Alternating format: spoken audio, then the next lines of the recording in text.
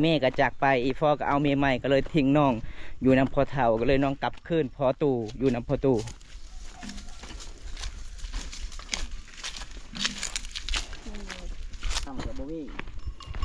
ช่วงนี้ใกล้สิหอดหน้าแรงก็เลยเขาเจ้ากะไปตักแต่เพื่อนๆเลยทุกคนบางคนกะซักเสื้อผ้าด้วยทุกคนนี่แหละเขตชนบทบ้านเฮาดำรงชีวิตบ้านนอกบ้านนาของชมพูบรูบางกอกบ้านสะบึเมืองนองเพชรนาเขตส่วนลายนี่เขาเจ้าใส่มักน้ำเตาผู้สาวหมู่บ้านเจ้านี่จักคนสักทีห้องบ่สาวคนโอ้ซอยเวียกซอยงานอยู่นำพดเถาเลยทุกคนต้องสู้ชีวิตหลายเลยตักแล้วคือต้องเกาะอยู่นี่นี่เวลาแขกมากก็คือเอากินเลยโอ้น้องกับบไดิปิดฝาเลยพี่น้องพามังน้ำเต่าบไดิปิดเลยน้องกัสิเปิดแบบนี้เลยเพราะว่ามือนึงก็คือช่องเถื่อน้องไปตักมืออื่นเช้าน้องไปตักอีกตอนเช้าก็ไปตักตอนแรกก็ไปตักแสดงว่าน้ำกินบเบิดต้องไปตักต่อเลย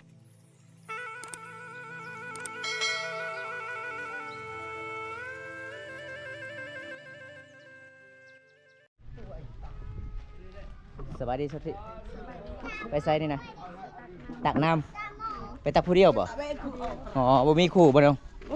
อ๋อตอนนี้ไอ้ขอไปนำเด้อเอาทุกคนวันนี้ก็ไปตามติดวิถีชีวิตน้องคนนี้เด้อทุกคนอันนี้จะเป็นสาวที่หมู่บ้านสาวึทุกคนเป็นหมู่คู่ของสาวแหวนเนี่ยพี่น้องเพราะว่ามี FC คนนึงพักเงินตอนนั้นก็เลยสงสารน้องก็เป็นลูกคำพาทุกคนเลยขาดพ่อขาดแม่เลยพี่น้อง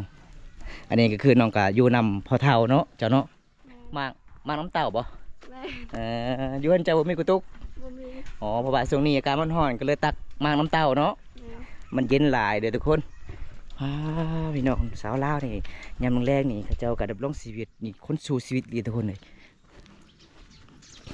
เฮ็ดเวียกเฮ็ดงานนี่ล่ะพี่น้องสาวลาวบ้านเฮาขยันหลายเลยทุกคนมือนึงมีจักเทื่อจะไปตักน้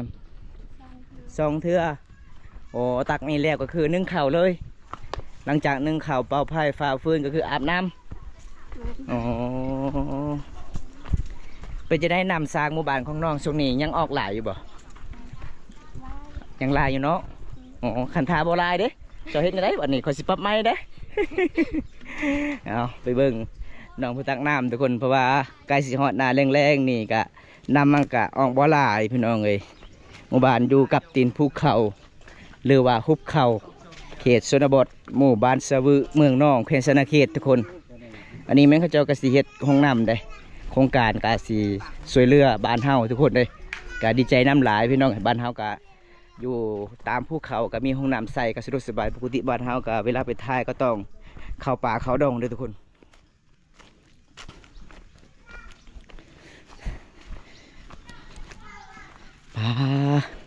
เพื่อมาหอดน้ำกับมันเป็นเรื่องง่ายด้วยทุกคนเลย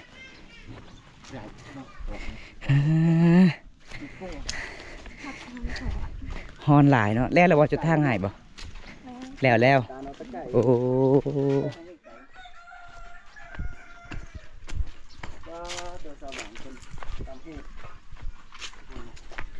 สาวตำสินเนาะสาวนี่เนาะวางได้เหยียบเป็ดเข้าได้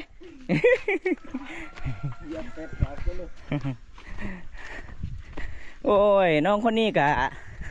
สู้ชีวิตทุกคนเลยน้องเป็น2ไอ้น้องส่วนลายนี่น้องอยู่เฮือนนี่น้องกะสิไปตักน้ำน้องเจ้าบ่อยู่เฮือนหรือบ่เอ่ยน้องเนาะซื้อน้องเจ้าว่าจังใดละปกติข่อยเบิ่งนี่เจ้านี่เฮ็ดเวียกหลายกว่าน้องเพราะว่าอยู่นำไม่เท่าพอเท่าพี่น้องเลยอีเมย์ก็จากไปอีฟอก็เอาเมย์ใหม่ก็เลยทิ้งน้องอยู่นำพอเท่าก็เลยน้องกลับคืนพอตู่อยู่นำพอตู่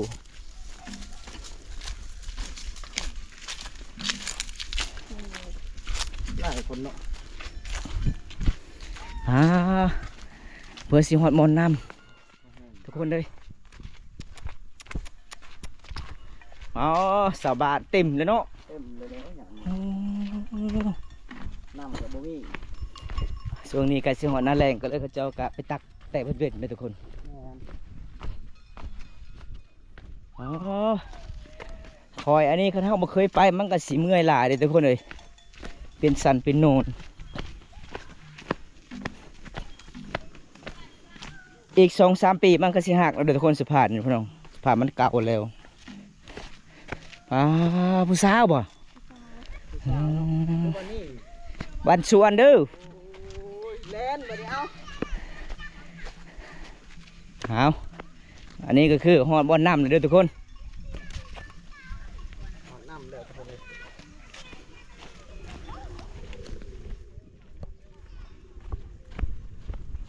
ฮอดบ่อนน้ำที่น้องเพื่อนกับไปตักน้ำยังออกลายอยู่เนาะพอเลยคิดว่าน้ำออกบ่ลายเลยใครอยู่สมนี่ใครอยู่พอได้ใส่โอ้หมด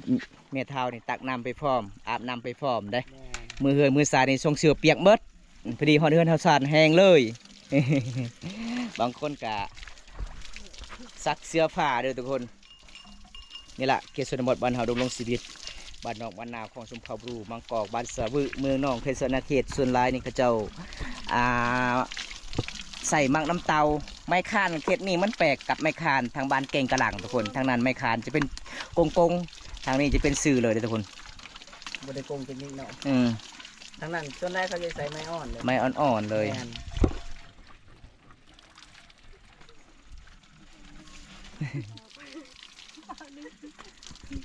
เอาคนหนึ่งอยากซักเสื้อผ้าคนหนึ่งอยากตักน้ำวนโมบายใช้น้ำวนเดียว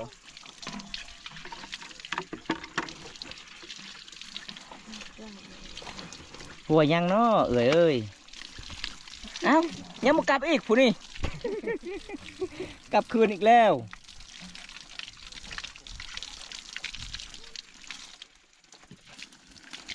มาทางสามหมู่บ้านไปเอานำจุดนี้กับเป็นเรื่องง่ายถ้าเฮาบ่กล้านี่ก็สิบ่ได้นำเด้อทุกคนเด้คันเฮามาบ้านนี้เฮาบ่ได้ญาติกันนี่บ่ได้นำไม่ลีเด้อทุกคนต้องญาติแบบนี้เด้ถ้าบ่ได้ญาติกันก็บ่ได้นำกินถ้าบ่ได้ญาติก็คือเอาเมื่อน้ำมักน้ำเต่าเปล่าๆเลยพอดีฮอดเฮือนฮอดซานผัวว่าอยู่ไสน้ำข่อยบ่กล้าเด้อผัวเอาแล้วหมู่บ้านก็จะมี2จุดหนึ่งกับมาซิเบิดแล้วก็เลยเขาเจ้าก็มาตักจุดนี้ส่วนหลายทุกคน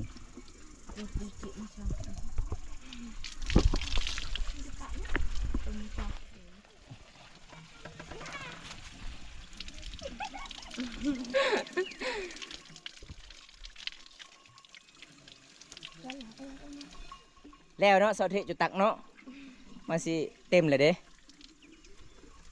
บ่มีขี้พุ่นบ่โอ้สะอาดอย่างเดียวเลยเห็นบ่เจ้าล่างบางคนก็เอากระตุกใส่บางคนก็เอามังลำเตา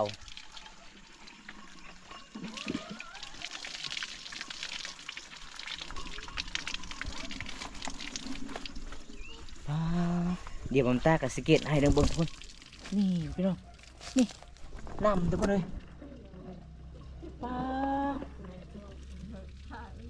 เป็นแบบนี้เลยทุกคนนี่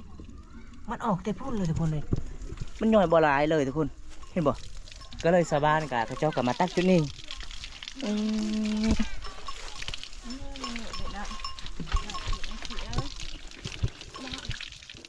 แล้วระบอดที่เจ้า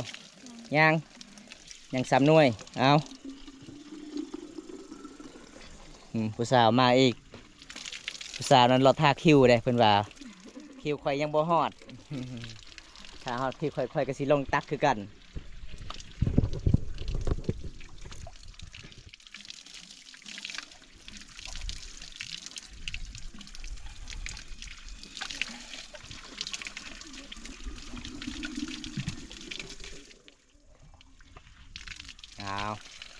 บาดนี้กัดซิแล้วเสาถีตักน้ำทุกคนเลย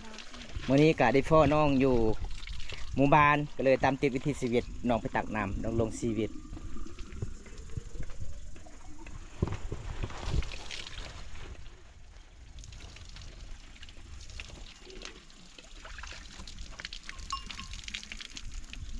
แล้วบ่น้อง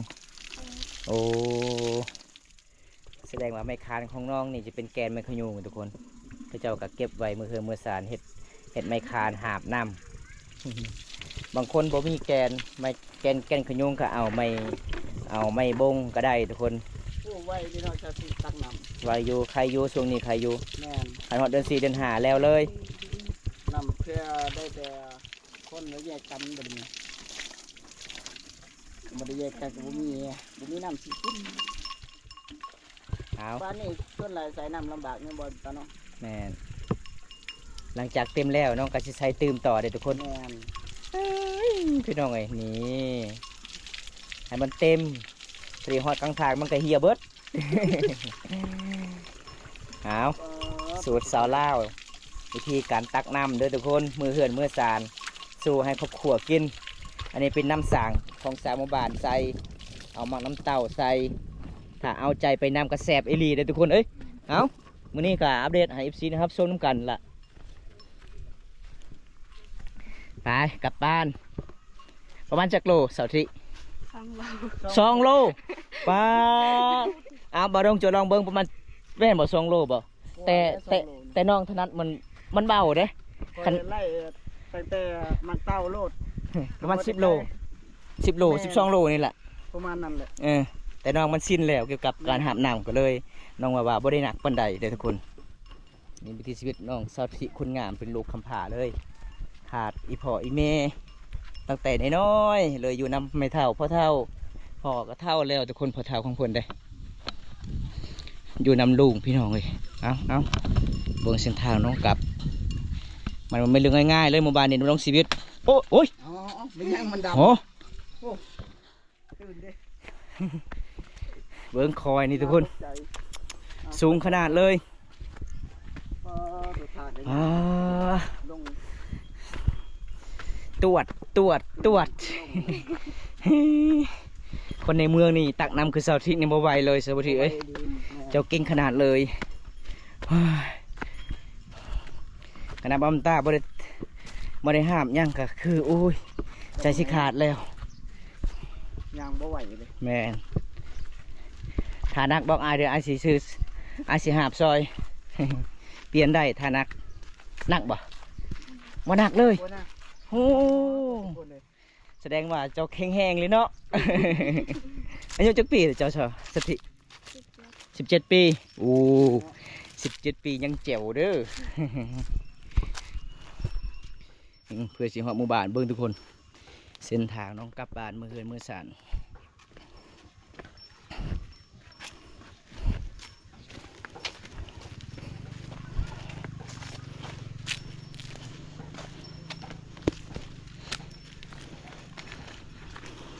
เฮือนเจ้านี่ใกล้แท้ใกล้หว่าเนาะแต่บอลตักน้ำเพื่อมาหอดเฮือนของสาวถิทุกคนมื้อนี้บอมตักไปตามติดวิถีชีวิตน้องถึงบ้านน้องเลยทุกคนเลย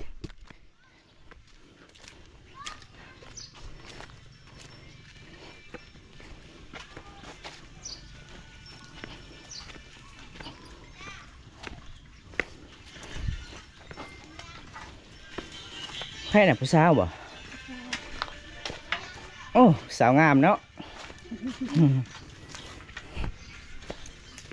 ชาวบ้านไปอยู่นี่จะคู่งาม ผู้สาวหมู่บ้านเจ้านี่จักคนสาวถิ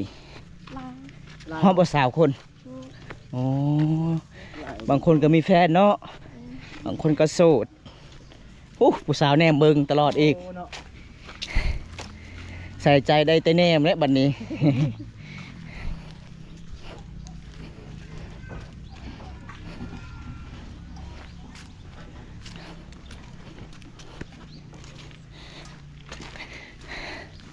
เพื่อสิฮอดบอลเฮือนสารน้อง เจ้า ครับบ่แม่นง่ายเลยทุกคน เพื่อสิฮอดบ้านเมื่อยก็เมื่อยทุกคนแดดก็แดด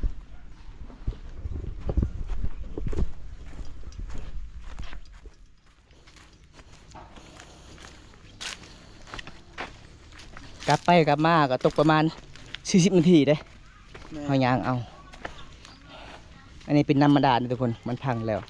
ก็เลยสาวบ้านก็ไปตักน้ำสางอีก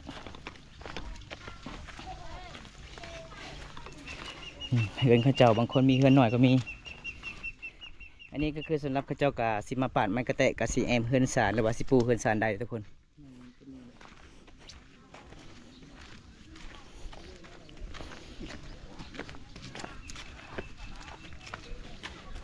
อันไหนดงหน้านี่ล่ะ ลงไปชุบ ลูกจิซุก ปลาเจ้าอี เยอะ ตรงไหน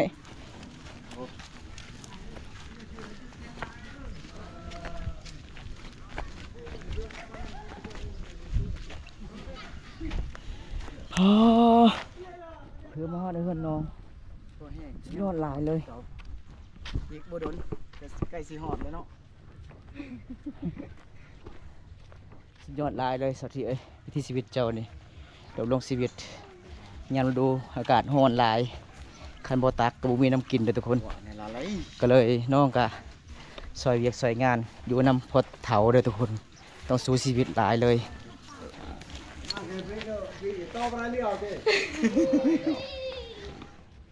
ใส่เงินเจ้าน้องอ๋อสิฮอดเลยเนาะ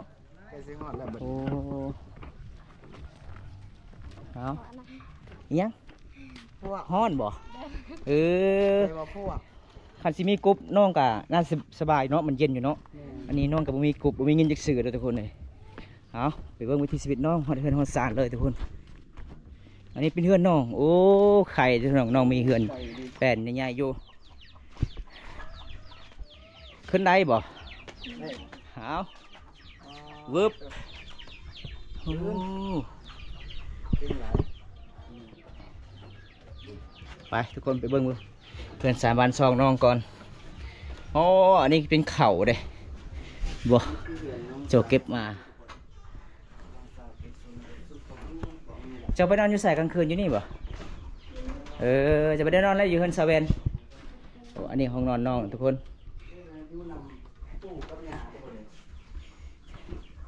เออตักแล้วคือต้องเกาะอยู่นี่เออนี่ สบายแล้วทุกคนเลย เก่งเก่งเก่งเก่ง เก่งหลายเก่งหลาย เวลาแขกมากก็คือ เอากินเลย โอ้ สบาย น้องกับบไดิปิดฝาเลยพี่น้องพามากน้ำเต่าบไดิปิดเลย น้องก็สิเปิดแบบนี้เลย เพราะว่ามื้อหนึงก็คือ2 เถื่อน้องไปตัก มื้ออื่นเช้าน้องไปตักอีก ตอนเช้าก็ไปตัก ตอนแรกก็ไปตัก แสดงว่าน้ำกินบ่เบิดต้องไปตักต่อเลยทุกคน กินน้ำใหม่ๆตลอดเลยไม่ยั้งไม่ยั้งควันไผ่เฮือนครัวเจ้านี่น้องเอ้ยจะให้กินหยัง จะกินยังเนี่ย ฮะ เออเจ้าสินึ่งข้าวบ่ อันนี้เจ้าดังไผ่ปะไว้หลังจากนั้นไปตักน้ำเออโดยนี่ทุกคนอันนี้ก็เป็นเขตชนบทบ้านเฮานี่มักน้ำเต่าก็เจ้ากะเอามาแต่ให้แต่ส่วนแล้วก็มัดแบบนี้เลยต้องห้อยให้มันเป็นแก่กะบ่ให้หมอดกินทุกคนหรือก็เจ้าก็มาย่างไว้เป็นนี่พี่น้อง มาแต่ตักน้ำมันชิ้นนึงเขา ทุกคนเลยมาแต่ตักน้ำแล้วเพื่อนก็สินึ่งข้าวอีกตอนเช้าแม่นพระเดนึ่งข้าวน้อง คอย เจ้าบ่ตอนแรกก็เจ้าส่วนน้องเจ้าได้บริซอยหรือบ่บริซอยเลย ช่วยเลย แสดงว่าน้องของน้องเจ้าตอนนี้มีแฟนแล้วคือบ่ซอยเอื้อย บ่มี บ่มีคือกัน แต่เจ้าสงสารน้องเนาะก็เลยบ่อยากบอก ถ้าบอกก็ผิดกันเด้ใหญ่หมดยังเสียงงันน่ะไม่ยังห้องน่ะ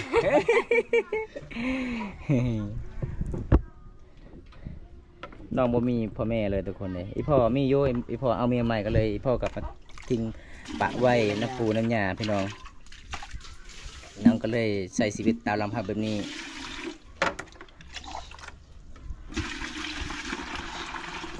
ขยันหลายเลยน้องสาวธิคนงาม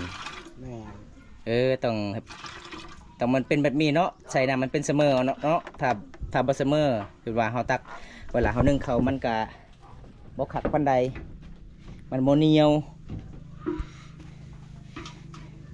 มันจะเฮ็ดซีแล้วเขา เอาเบอร์ทุกคนบอจุดกระเจ้าหนึ่งข่าวเป่าไฟนี่ไม่มดแปนปูของน้องเห็นบอทุกคนกระเจ้ากะใส่เด่นบริไม่ได้หลาย ใส่ดินหน่อยเนาะ ใส่ดินหน่อยเบิ่งพี่น้องไม่หมดเลย เป็นปองหมดฮอนไลน์เนาะ ฮอนไลน์เลยทุกคน ฮอนไลน์โอ้ตาพอได้เป็นแฟนกับสาวทินิวัสนาบุญเลยทุกคนขยันหลายเลยน้องคนนี้เลยมาแต่ตักน้ำกับนึ่งข้าวอีก แล้วนึ่งข้าวก็คือเกลือหมูเกลือไก่เกลือเป็ดหลังจากนั้นก็ไปอาบน้ำ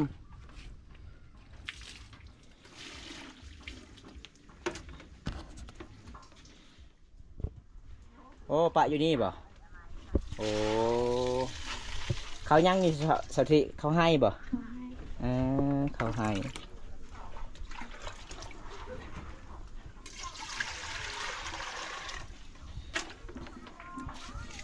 เอานี่ละทุกคนสาวลาวดำรงชีวิตคนสู่ชีวิตจริงๆเลยเป็นเรียกว่าสงสารน้องลายเลยทุกคนเฮือนเจ้าบ่มีกระติกใหญ่เนาะใส่น้ำมีติคุถ้า น้อย เบิดก็คือไปตักต่อเลย โอ้หวดน้องเบิ่งนะ หัวกระขาดอีกโอ้ยพี่น้องเอ้ยบ่มีเงินซื้อบ่น้อง บ่มี โอ้ ว้าฮอตัว น้องว่าบ่มีเงินอยากซื้อหวดทุกคนเลย หวดนี่นึงเข้าขาดไปเลย ฮะน้องก็ใส่อยู่นี่เลย คันทาสีหนึ่งเข้าลายก็บ่ได้แล้วเบิ่งนี่ เป่าพายจะเก่งเนาะลมยังแห้งอยู่ดิ